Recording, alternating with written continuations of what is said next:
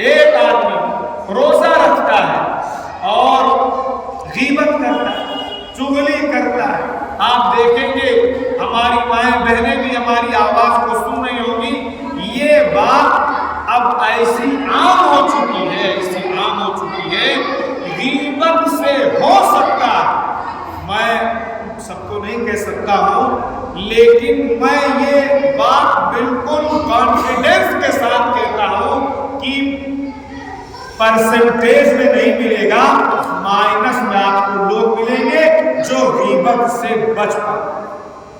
اور غیبت جانتے ہیں بعض ائمہ کے یہاں غیبت کرنے سے روزہ ٹوٹ جاتا ہے۔ آپ صلی اللہ علیہ وسلم کے زمانے میں غیبت کرنا کیا ہے؟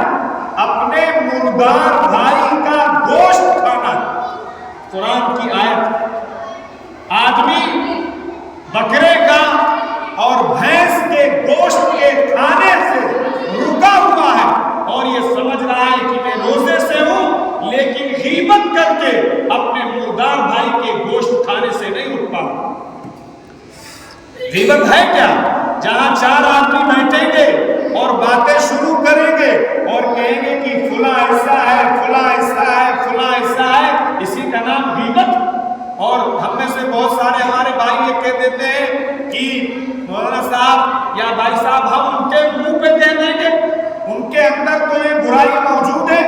ارے آپ جب منہ پر کہیں گے تب غیبت نہیں ہوگی، لیکن اگر منہ سے ہٹ کے آپ پیٹھ پیچھے کہیں گے اور وہ برائی اس کے اندر موجود ہے، اسی کا نام غیبت ہے۔ جہاں چار عورتیں بیٹھ جائیں اور جہاں چار مرد بیٹھ جائیں، اب عورتوں سے وہ کوالٹی نکل کے آدمیوں میں گھس چکی ہے۔ ہمارا ایک بڑا طبقہ ہے جو اس کے اندر انوالو ہے، اور آپ صلی اللہ علیہ وسلم کے زمانے میں ایک صحابی آپ کی خدمت میں آئے، آپ نے فرمایا جاؤ خلال کرو، میں تمہارے دانتوں میں گوشت دیکھ رہا ہوں، وہ گوشت ان کے دانتوں میں غیبت کرنے کا گوشت تھا، اور انہوں نے خلال کے ذریعے سے وہ ٹکڑے اپنے دانتوں سے نکالے جو انہوں نے غیبت کر کے اپنے مردار بھائی کا گوشت۔ اور لوگ دین کو نہ سمجھنا چاہتے ہیں، دین کو جو آپ نے جس طریقے سے سمجھا اسی طریقے سے اس کو فالو کرنا چاہتے ہیں۔ ایک مرتبہ آپ صلی اللہ علیہ وسلم نے روزے کا حکم دیا، لوگوں نے روزہ رکھا، آپ صلی اللہ علیہ وسلم کے پاس ایک نوجوان صحابی آئے، کہنے لگے اے اللہ کے رسول صلی اللہ علیہ وسلم، آپ دو لڑکیوں کے روزہ کھولنے کا حکم دے دیجئے، اس لیے کہ وہ بالکل آخری حالت میں پہنچ چکی۔ آپ نے اپنا منہ پھیر لیا، دوبارہ انہوں نے کہا، آپ نے اپنا منہ پھیرا، تیسرا انہوں نے کہا، آپ نے اپنا منہ پھیرا، کئی مرتبے آپ صلی اللہ علیہ وسلم نے اپنا منہ پھیر لیا، اور اس کے بعد پھر آپ نے فرمایا کہ ان لوگوں نے روزہ رکھا ہی کب تھا؟ کیا فرمایا؟ اپنا روزہ بچاؤ، اپنے روزے کی حفاظت کرو۔ آپ نے فرمایا ان لوگوں نے اللہ کی حلال چیز کے ذریعے سے روزہ رکھا تھا اور اللہ کی حرام چیز یعنی غیبت کے ذریعے سے روزہ اپنا توڑ دیا تھا۔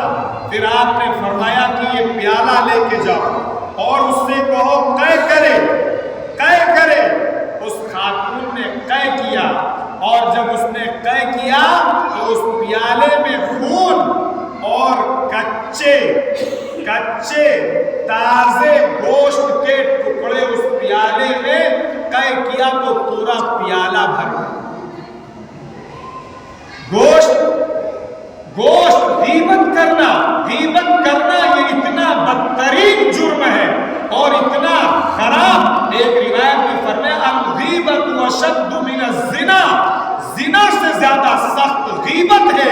لیکن میرے عزیز و بزرگ دوستو، میں اپنے آپ کو بھی کہہ رہا ہوں کہ اگر آدمی غور کرے گا دیکھے گا تو مسلمانوں کا مائنس در مائنس میں آپ جائیں گے جو غیبت سے بچے ہوئے لوگ ہوں گے، جو کسی کی دوسرے کی غیبت نہ کریں۔